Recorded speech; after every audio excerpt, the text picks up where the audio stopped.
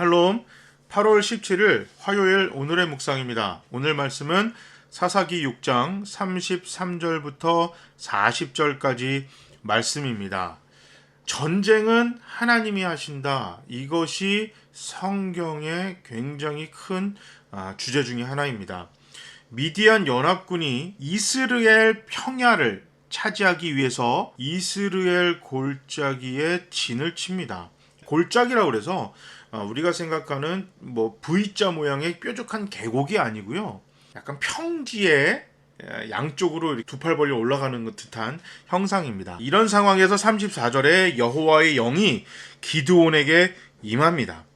히브리 성경에서 여호와의 영이 기드온에게 갑옷을 입혔다, 이렇게 표현하는데 이것은 하나님의 능력이, 강함이 기드온에게 임했다는 뜻입니다. 하나님이 기드온과 함께 하심으로 그를 보호하는 무기가 되십니다. 곧바로 나팔을 불어 군대를 소집합니다. 미디안 연합군과의 싸움은 하나님의 신적 전쟁입니다. 당시 세계관에서 국가와 국가 간의 전쟁은 무기, 전술의 싸움이 아니라 신과 신과의 싸움입니다. 그래서 거룩한 전쟁을 치르는 군사는 하나님을 향한 믿음을 먼저 요구하셨습니다. 모든 것이 준비된 것 같은데 기드온이 확신이 않습니다. 당연하죠. 나팔을 불러서 사람들을 모아서 군대를 만든 거니까 믿음은 좋았을지 모르겠지만 싸움을 하는 현실에서는 오합지졸입니다. 그러니까 기드온이 걱정이 앞섰습니다. 그래서 기드온이 하나님께 증거를 구했어요. 첫 번째, 이슬이 양털에만 있고 주변 땅은 마르는 것이고, 두 번째는 그 반대로 양털은 마르고 주변만 젖는 그 증거를 요청했어요. 그럼에도 불구하고 하나님은 이 두 가지 다 들어주셨어요. 세상은 자격 조건이 있는 사람을 씁니다. 학교에 지원할 때도 어느 일정 점수 이상을 맞아야 하고, 직장을 구할 때도 여러 가지 조건이 있잖아요. 대학을 나오고 용모가 단정하고 제2외국어 정도는 할 수 있어야 되고 이런저런 자격 요건이 있습니다. 그래서 퀄리파이드 된 사람들을 세상에서는 쓰임을 받습니다. 그런데 오늘 본문에 보면 기드온은 별명이 여룻바알, 바알과 싸워서 생존한 사람, 이런 별명까지 얻었음에도 불구하고 전쟁을 앞둔 그의 태도를 보면 자격이 없는 사람 같습니다.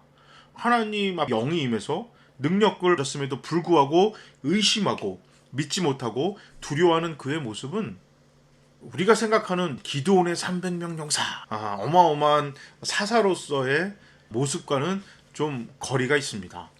그런데 그런 모습이 여러분 어떠신지 모르겠지만 저랑 같아요.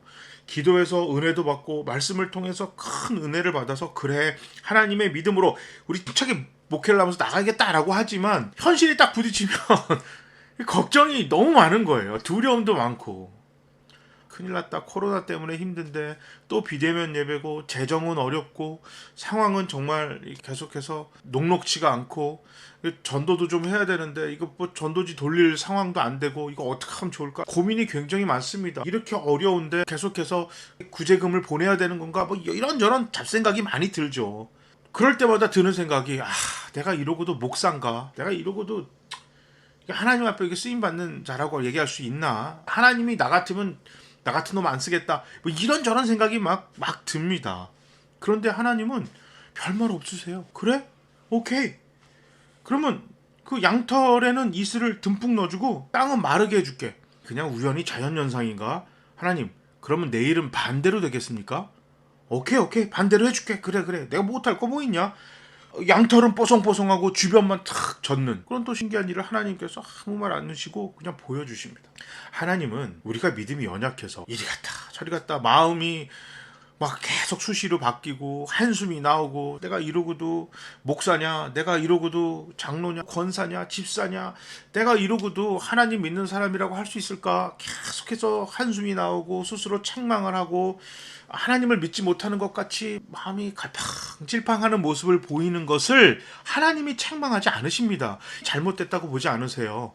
그런 고민을 하나님은 기쁘게 보시고 아름답게 보시고 이쁘게 보십니다. 왜냐하면 우리가 그런 고민을 한다는 것은 하나님의 백성으로 열심히 살기 위해서 고민한다는 반증이에요. 교회다운 교회, 성도다운 성도로 살 생각이 전혀 없다면 이런 고민을 하지 않습니다.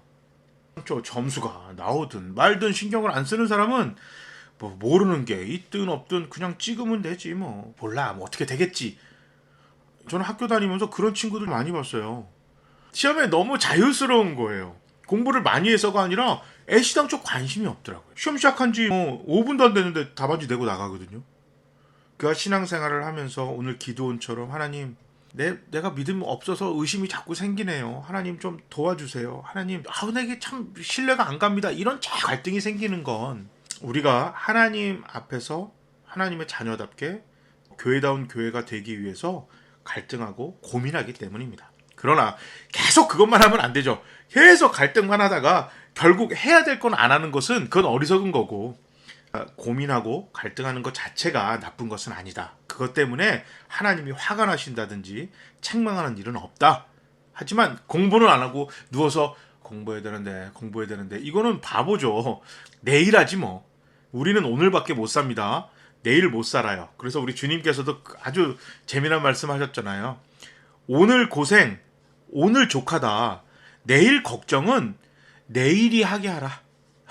내일을 의인화하셨어요. 내일 걱정은 내일 보고 하라 그래. 우리는 오늘 열심히 살면 된다. 이런 말씀처럼 우리가 오늘 하루 하나님 앞에 고민도 하고 걱정도 하지만 그래도 하나님 앞에 단호한 결단을 달라고, 용기를 달라고 기도하면서 훅 나가는 우리 모두가 되어야겠습니다. 제가 한번 기도하겠습니다.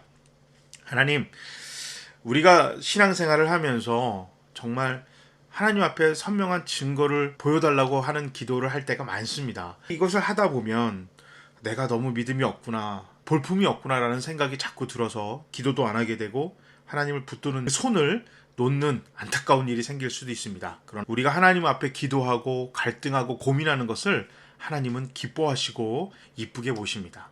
우리 교회와 우리 모두가 하나님을 꽉 붙들기 위해서 갈등하고 고민한 후에 하나님이 보여주시는 증거를 붙들고 믿음을 가지고 훌훌 털고 일어나서 걸어나가게 해주시옵소서. 예수님 도와주시옵소서. 우리 주님 예수 그리스도의 이름으로 기도합니다. 아멘. 갈등하고 고민하는 것 여러분 두려워하지 마시고 그냥 계속해서 고민도 갈등도 합시다. 그러나 주시는 응답 붙들었다면 그냥 힘차게 그거 붙들고 걷거나 뛰거나 열심히 나갑시다. 자, 모두 샬롬.